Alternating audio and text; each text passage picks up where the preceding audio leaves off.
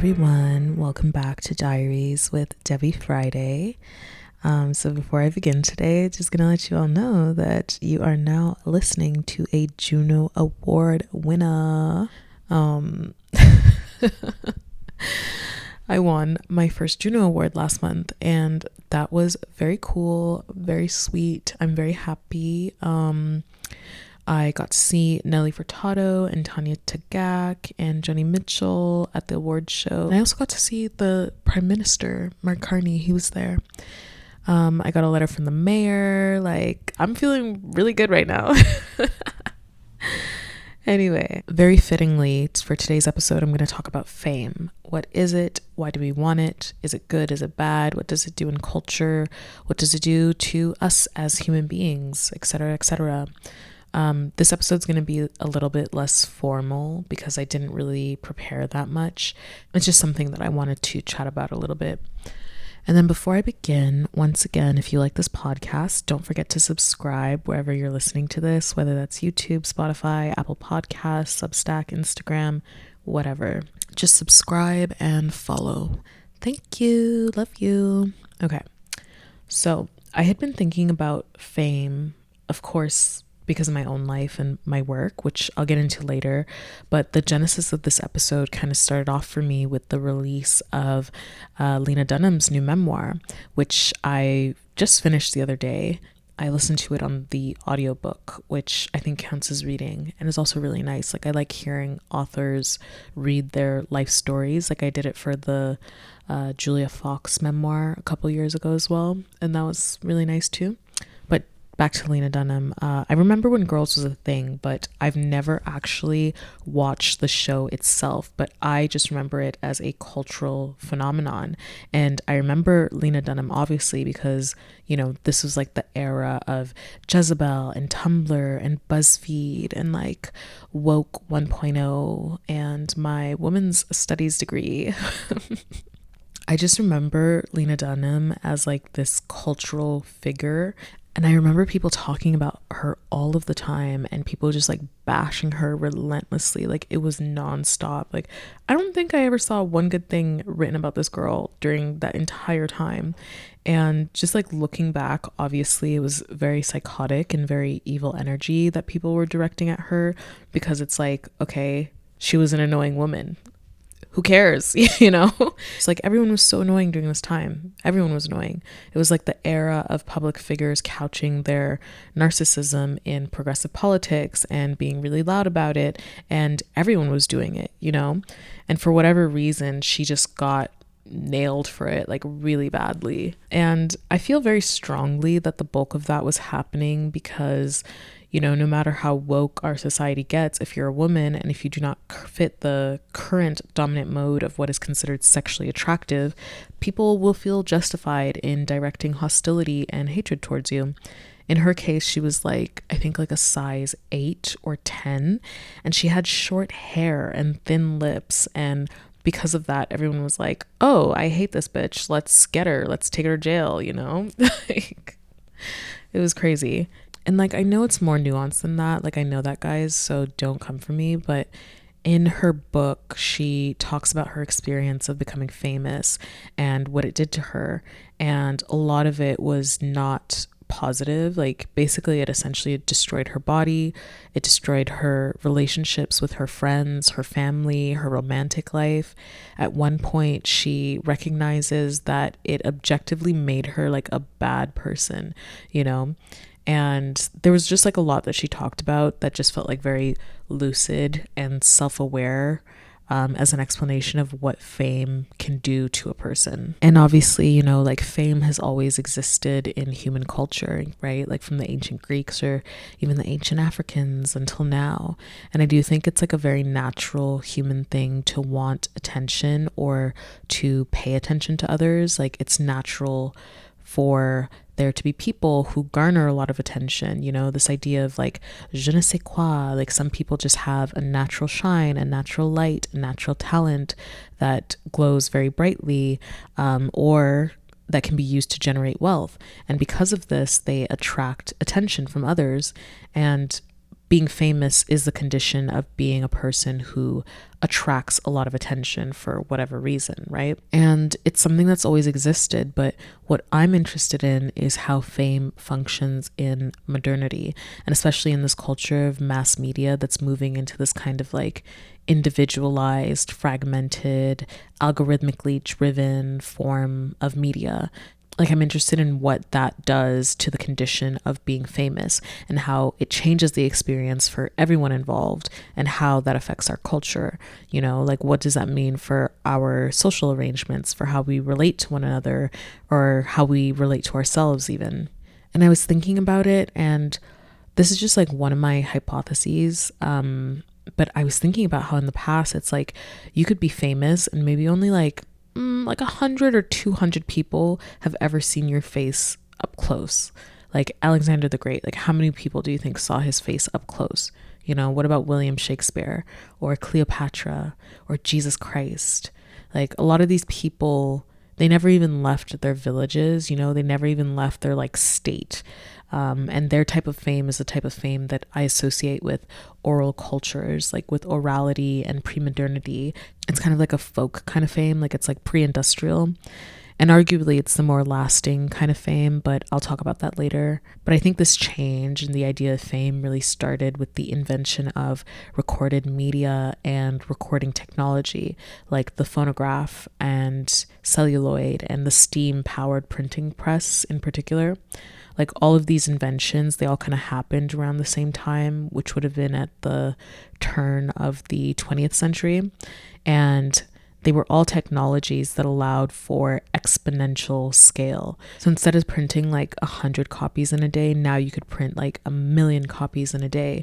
And that's an exponential change, right? That's going to create exponential changes that ripple throughout society. And if you listen to the previous episode I did called Body Technology, I talked about Marshall McLuhan and what he said about how the invention of print technology is what introduced visual culture to society, and it's what made it so that the eye was the dominant sense organ. Before, it used to be the ear, which is why we had oral cultures, and it's why, you know, nothing was written down, because you had to listen and you had to repeat to receive information. But once the printing press came around, now it was the eye that arranged the world for you.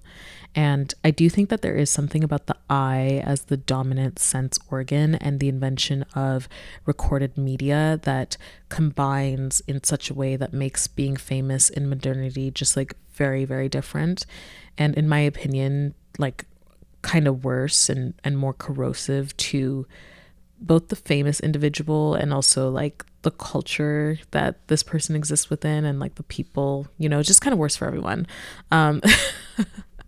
Like if I think about it, it's like you couldn't actually see or hear Jesus Christ or Joan of Arc unless you knew them personally in some way. You know, like you heard of them from other people and your imagination would fill in the rest. But in this day and age, it's like you could actually see Michael Jackson, you know, you can see Beyonce or Elon Musk or Taylor Swift or Justin Bieber, you know, you can print out one of the millions of photos of them and put it on your wall, or you can watch one of the millions of videos of them on your phone that you keep in your pocket, or you can buy a piece of them via whatever like mass-produced product is being sold with their face on it. There's just something about like the literality of images that creates this almost like, I'm going to call it like a hallucinogenic, schizophrenic experience of fame for both the person who is famous, but also for the fans. And this schizophrenic experience is traumatic. Like, I really do believe that fame is a trauma. Like, I see it as a kind of blunt force object that, yes, it hits everyone differently, but it still like hits people. Like fame can be really violent when you actually get down to it. Like it's a natural phenomenon in the sense that, you know, like I said, famous people have always existed, but the process of becoming famous is actually very traumatic. And Lena Dunham, she talks about this in her book. She talks about how she lost so many friends and her relationships suffered, and then she got really, really sick, and then she became an addict, and she just like lost her way completely in her life. And I really resonated, and I know that she's telling the truth because it's like, it's kind of what happened to me. Like, Obviously, like, I'm not super famous the way that she is or anything, but you know, I'm kind of famous, guys. Like, ugh, it sounds weird to say that. Like, it almost sounds, I want to say like arrogant or presumptuous or something, but I'm just trying to be honest and self-aware here, okay? I get recognized all the time in the street. Like, I get recognized in countries all over the world. I get letters from people, you know, from fans, from the mayor. People send me stuff just to have it or to wear. And I think that if stuff like that happens to you, like, that qualifies as being famous. Anyway, when I first started getting famous, all that stuff that happened to Lena Dunham, it happened to me. No matter what you think or how you behave or how good you try to be, like, you're going to lose friends and relationships, and shitty things are going to happen when you become famous. And it's always going to be people that you never thought it could be. Unfortunately, there's just something about the energy structure of fame that will bring out the worst and most cynical and cruel sides of both yourself and other people.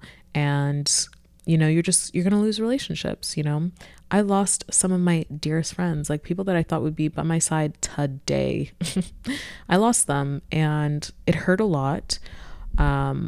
And I've definitely been through some fucked up things that have changed me in this process, in a way that I think is both like better and worse. Like, I see the good and the bad in the changes that happened, but overall, I just say like there definitely is like a big change that happened in who I am as a person. And similar to Lena Dunham, like, she talks about this in her book, and you kind of just get to like hear her as she talks about her journey and her experiences and how it changed her. And I really liked the way that she described everything, because she had this self-awareness, like true self-awareness of both like what was her problem, like her contribution to everything, and then also just like she did a good job of describing this whirlwind prism of craziness that happens like when you become famous, and how it changes your relationships with people so much. Yeah, I would recommend you read the book if you're at all interested in her or in any ideas of fame.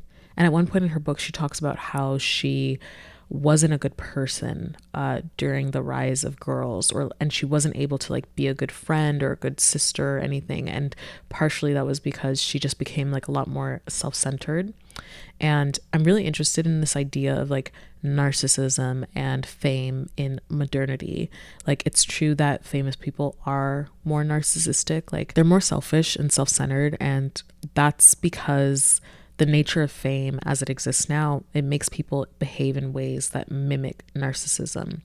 And I just think a big part of that is because of how fame has changed from being about an achievement based kind of honor. Like, you know, like to be famous back in the day, first of all, you're a local, you know, you had to be a local, like people had to know you, and you had to be part of a community that knew you in order to be famous. And that fame was attached to high status roles, like being a monarch or part of the royal court, or like a religious figure or some sort of great warrior or something like that. And these are things that required a combination of effort and accidents of birth. And it also took way more time. Like, I think it took longer to be famous and to be recognized. And there was also way less famous people, you know, like there were less people who were widely known in that same kind of way, and there was less of a preoccupation with them as well. Like, the most famous person back in the day was probably like your king, like whoever ruled your country. And even at that, like that person was so distant, like they weren't necessarily part of your day-to-day reality. But in the modern era, fame has become much more democratized, and it's now attached to spectacle, right? Which changes the dynamic. Now it's all about being seen rather than even like what you do or who you are in any capacity. It's very hard to be famous nowadays unless people have seen your face a million times. And because of digital technologies and the internet, everything is very quick now, you know, like the fame happens quickly and it goes away quickly unless you manage to like constantly be seen and therefore renew it. And how do you manage to be constantly seen in the society? Like, you have to make a spectacle, you have to make a scene, you have to do something with the intention of getting people to pay attention to you, and you have to do that over and over and over and over and over again.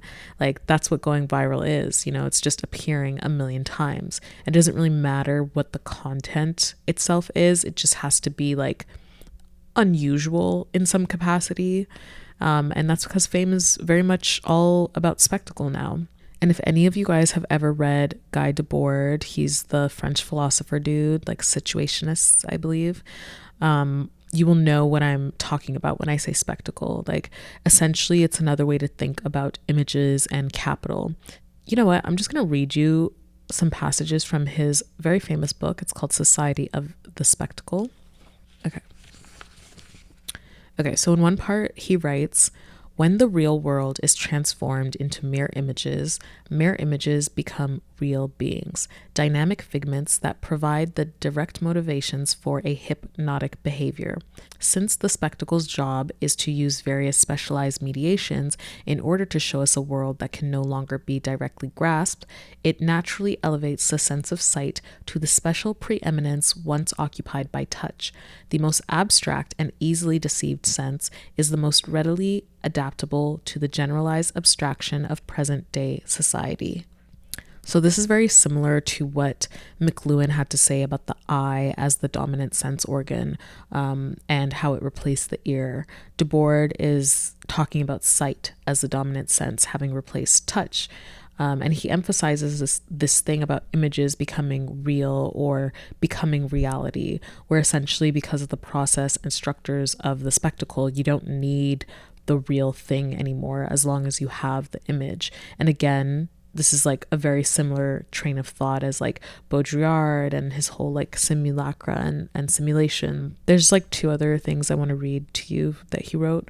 So Debord also writes, just as early industrial capitalism moved the focus of existence from being to having, post-industrial culture has moved that focus from having to appearing. And this is another quote. The spectacle is capital accumulated to the point where it becomes image.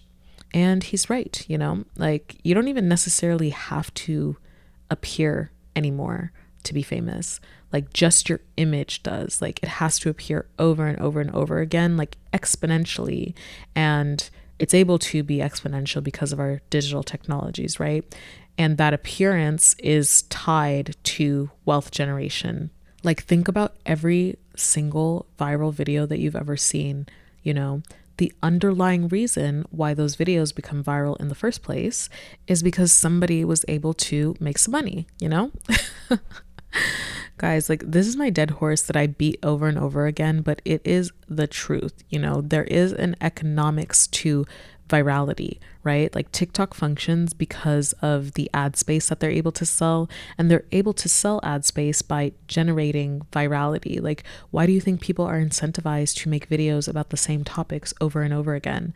Like, why do you think clipping is a thing now? Like, if any of you know what I'm talking about the whole like geese/chaotic good controversy that popped off a few days ago. Like, I'm not going to get into it right now, just like Google it. But this is just to say that both corporations and individuals are able to profit from the generation of virality. So it's in everyone's economic interest to keep, platforms alive and to just keep making content. And I'm not trying to say that that is like all bad. Like, again, I don't want to get into this like binary kind of thinking of like either or, because there's definitely upsides to the way that fame functions these days. Like, and one of the upsides is that fame is now democratized, right? Like anybody can be famous. Like you don't even have to be a person to be famous. Like you can be a picture of something that looks like a person and you can be famous, like those virtual influencers like Lil Michaela and stuff like that. And I want to say that I think that overall that is actually a good thing because it changes lives, right? Like it allows people who would have otherwise been shut out of class mobility to actually like change their situation and display their talents and build an audience and share their message. Like those are good things, we get to hear different people, see different people, imagine new careers and new economic engines. Like there's just like different energy, different messages. And, there's so many things that I've been exposed to by way of fame being democratized that I'm really grateful for. Like, and I'm happy that those people and whatever it is that they're doing, like, were able to find an avenue. And I don't want to pretend and act like, that there aren't perks to being famous either, because there are. You get free shit, you get invited to places, you get to skip lines, people are nicer to you, people do things for you. Like, if you're smart and you're not too picky about your values, you can make a lot of money. And you'll probably get to also meet a lot of other rich and famous people if that's your thing, right? There's perks, there's positives. And I don't want to pretend as if those things aren't attractive or part of the reality when it comes to fame. And I know, like, it's very uncouth for people to say, like, I want to be famous, but that's real for a lot of people. And I have empathy and respect for that inclination, especially when it comes to artists, because fame is like so tied up with success for us. Like, to be a successful artist, you have to engage with fame in some capacity. Like, very, very, very few people get to be mysterious and recluse and be successful in the sense of being able to make a real living. And I also don't believe in the idea that like wanting fame or wanting those things that come with fame is abnormal or immoral. Like, it's largely not, I think a lot of people get shamed for saying those things out loud, or they get looked at as being frivolous or unserious or superficial. And for sure, that's a truth. Like, there's a lot of people who want to be famous and they're just very like empty, stupid people. But in the spirit of being hopeful, I'm going to say that actually the majority of people who have desires to be famous, like, it really just boils down to them wanting to be seen and acknowledged for who they are, and wanting to have an easier life. And they believe that being famous will give that to them.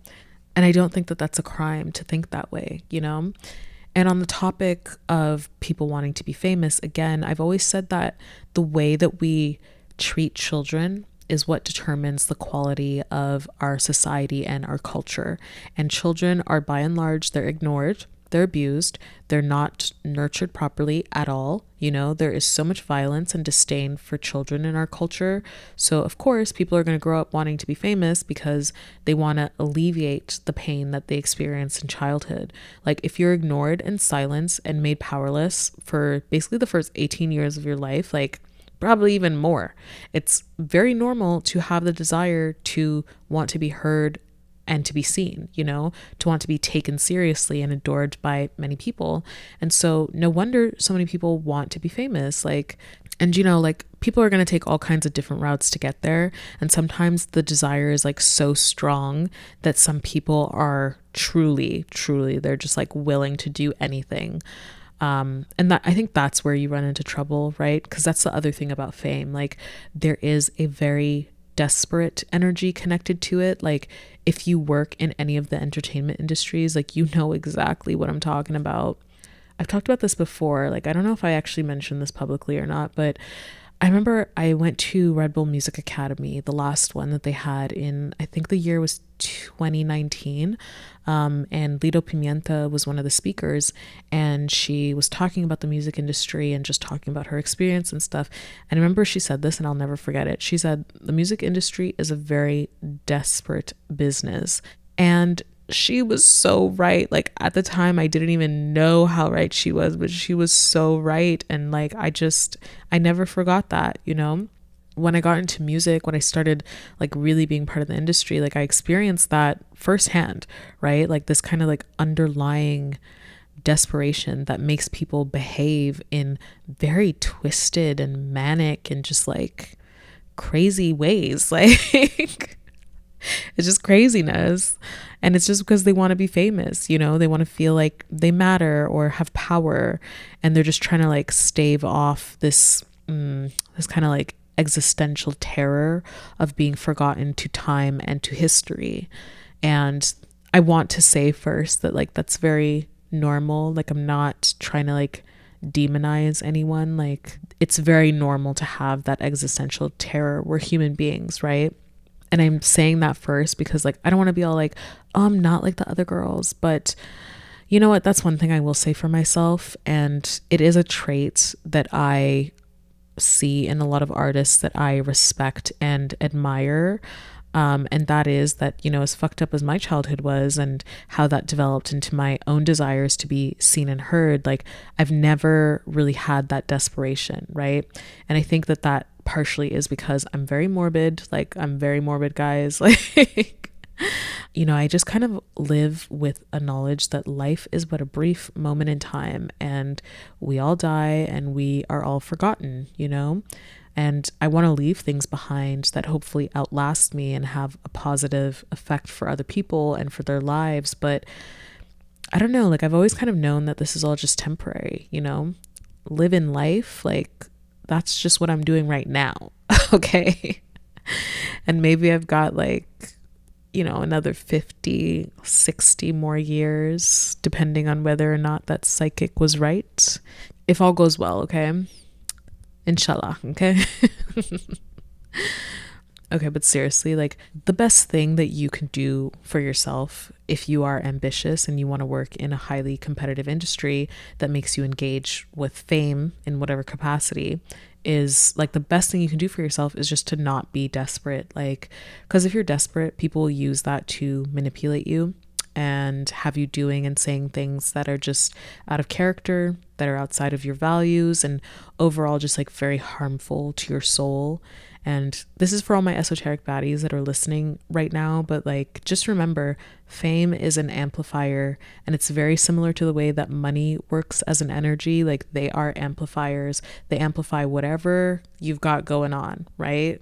So if you have low self-esteem, if you're filled with desperation, like that's going to get amplified if you become famous. And this is why it's very important to maintain your dignity and your integrity, to be yourself no matter what. Like it's important for your career, of course, but it's also important for your soul, like for your heart, like your literal health and well-being. Because if you don't maintain your integrity, if you don't maintain your dignity, like you're gonna get sick physically, mentally, both. Like you're gonna get sick. And once again, Lena Dunham, she talks about this in her book. You know, she talked about how being famous and desperate for the approval of others, it made her sick. Like she was constantly overworking herself and saying yes to things that she didn't really want to say yes to. And she was crossing her own boundaries. She was hanging around people who just did not care about her at all in the ways that she needed. And it caused her to develop a chronic illness. And it just kept getting worse and worse and worse. And in the end, she ended up with endometriosis. She had a hysterectomy. She had chronic pain, Ehlers-Danlos, OCD. Like, oh my God, you know, it got real bad for her. Like I felt really bad for her when I was reading that. And again, the same thing motherfucking happened to me. Like in 2023, like when after I won my first prize, the Polaris Music Prize, like I got shingles while I was on tour, and then I cracked a tooth, then I broke out in hives, then I developed anxiety, I had to be on medication, I had chronic inflammation, and I was sad all the time. And it was just like so on, so on, so on, so on. Like, oh my God.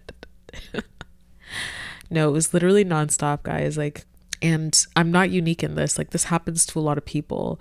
Happens to so many people. Like, so many friends I have. Like, oh my God, it's just, this is what happens when, you know, you say yes when you want to say no, when you like cross your own boundaries and don't maintain your integrity. And, you know, a large part of this is because of the labor conditions that are required to maintain and sustain a certain level of fame. Like when you become famous, you become the center of a corporation, essentially. Like you are the bank, okay? You are an economic entity. You are what is generating income for tens, hundreds, sometimes thousands of people. And in order to do that and sustain and grow the money that's being generated, you cease being a human being. Like you essentially have to become a machine, because like there's only so many hours in a day, and every single one of those has to be money making hours. Like, you know how they say like you got to keep the show on the road? Like when you get famous, that's you. Like you're the show, okay?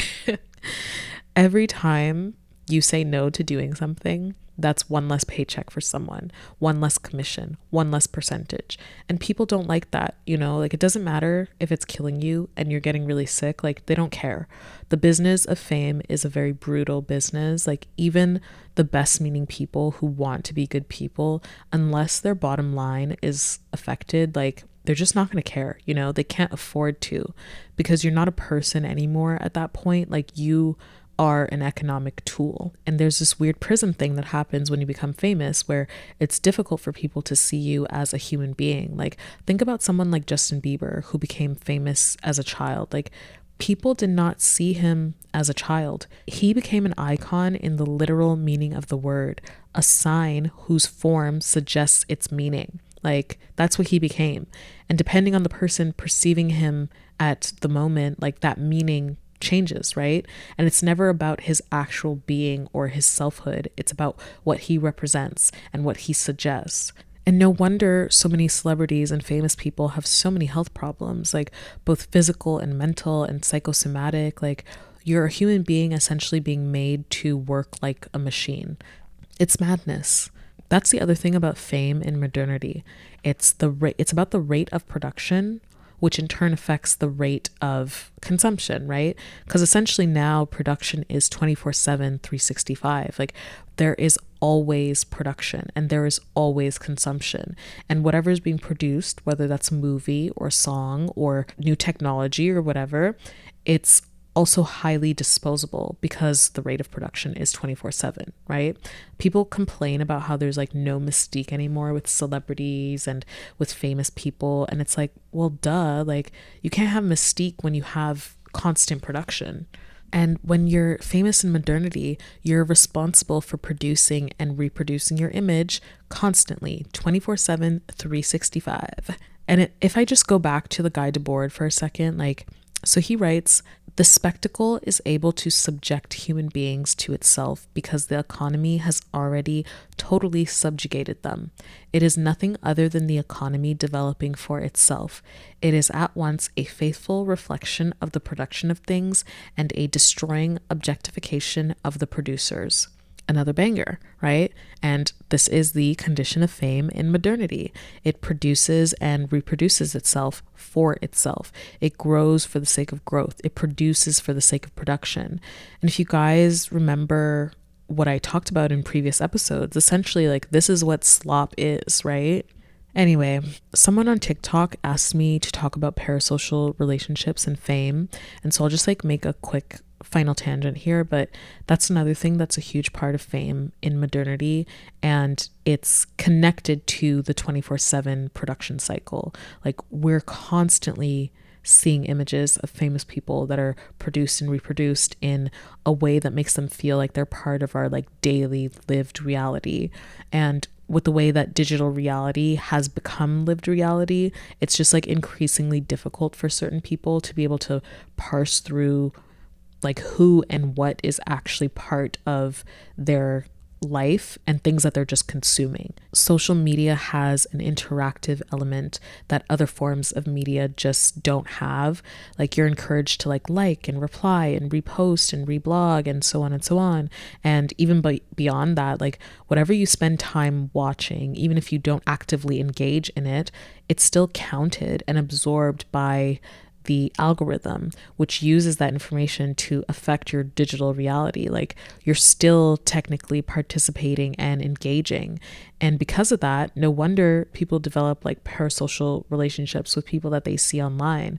On the end of the consumer, you're basically made to feel as if you're having meaningful engagement with this person. And for the person, they don't even know that you exist, right? Once it gets to a certain point, you're not even getting individual notifications anymore on these platforms. Everything just gets grouped together and it just says 100 and blah, blah, blah, whatever people liked this post, or 1,000 people saw your story, and you don't get individual notifications anymore. So on the consumer end, they're so aware of you as an individual, but you are not aware of them. And I was reading something the other day about how parasocial attachments to online figures or celebrities or anything like that, it produces this like resentment in the person who is developing the attachment because of the one-way interaction. You know, you're going and you're liking their pictures, you're reposting their posts, like you're watching their stories and stuff, and they're not giving any of that energy back to you. And so people develop resentment because it feels like some weird, like unrequited thing. And it's madness, you know? And again, like, I don't want to blame anybody. Like, I don't want to blame individuals necessarily, because I do think that, again, this comes from people just being very lonely in their lives and not feeling seen, not feeling heard, not having like significant attachments to the, you know, real people that populate their actual everyday reality, right? Like, this is where parasocial attachments come from. It's because our social bonds have been eroded by the structures of our economy. Like, isn't that fucking crazy? Like, when you say it like that, like, actually think about that. Like, isn't that crazy? Oh my God. But yeah, like, I have a lot of empathy for people like that. Like, it's also very like neat and hikikomori, kind of like shut in adjacent. And I don't know that I have a solution necessarily, but I think one of the things that people should do is just to try to like get a grip on reality. And go listen to the episode that I did on void space and what's the point. Like, I talk about just like finding a balance between like being online and offline, and also finding purpose in your life, because I think both of those things will just like really help with not forming parasocial attachments to these people that you see online every day. But anyway, I'm just rambling at this point. And all of this is just me trying to give you my perspective on things, and just to get you guys to think for yourselves, you know? At the end of the day, like, that's what makes me the happiest. It's when the things that I'm saying make it so that you're able to just come to your own conclusions, because that's what's important, right? And that's what is at risk of being lost these days. The ability to think, like, and as well as the ability to have fun. Like, I hope that my balanced perspective on like fame and everything is coming through in this episode, because, you know, yeah, it can be really dark-sided, but there's also good parts to it, and, you know, there's fun to be had with it, and it's an interesting concept to think about as it relates, like, you know, to yourself personally, or just like to culture and stuff. And I think in the right hands, like, a lot of good can be done with fame, right? Like, there's hope frequencies there. And as far as the Lena Dunham book, like, honestly, I enjoyed it overall. Like, I think she's a good writer. She's very direct and concrete with her sentences, but you can tell that she's a sensitive person, you know? She has the soul of an artist, as they say. And I kind of stan her, to be honest. Like, I liked hearing about everything that she went through, and also about this life-defining relationship that she had with Jack Antonoff. I'm very into understanding relationships and relating these days. I guess life is relationships. Maybe I'll do an episode on that another time. But anyway, that's pretty much all I've got to say this time around. So if you like the podcast, don't forget to subscribe wherever you're listening to this, and follow the Instagram and the Substack. And yeah, okay. I love you guys. Bye.